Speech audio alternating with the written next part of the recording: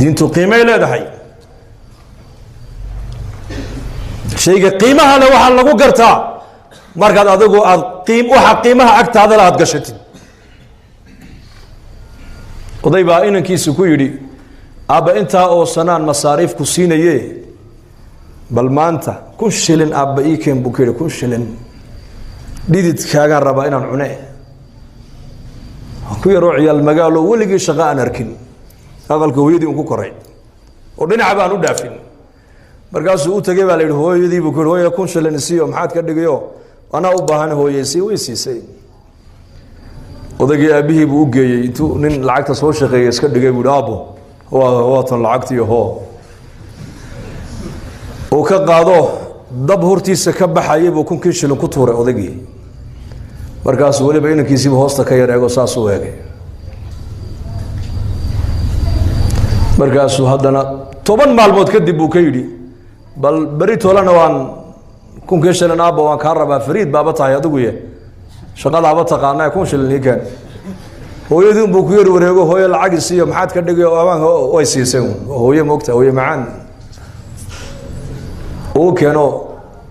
oo ka qaado dabkii uu haddana ku tuuray kiina bul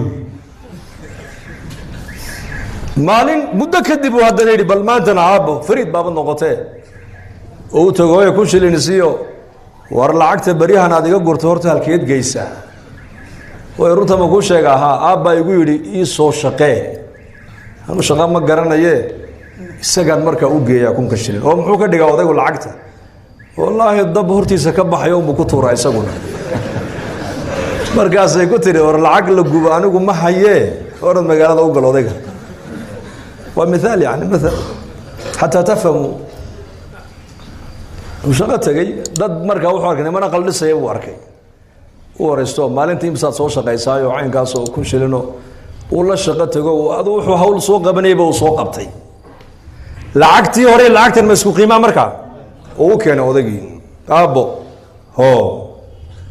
markaasuu yidhi weliba hadal buu raaciyo wuxuu yidhi aabbo lacagta dabka ka ilaalidee nabiga ku sallaya markaasuu yidhi oo maxaa ku jaban buu yidhi haddaan ku tuura kuwii horeba soonigii gubayey may aabbo tani tii hore way ka duwan tahay buu tan waa dhidid baa ku baxay buu yidhi waxaan u soo qaatay mathalkaas shaygan marka uu maal iyo waqti iyo caqli iyo dadaal iyo ragnimo ay kaa gasho ayaa qiimihiisa la gartaa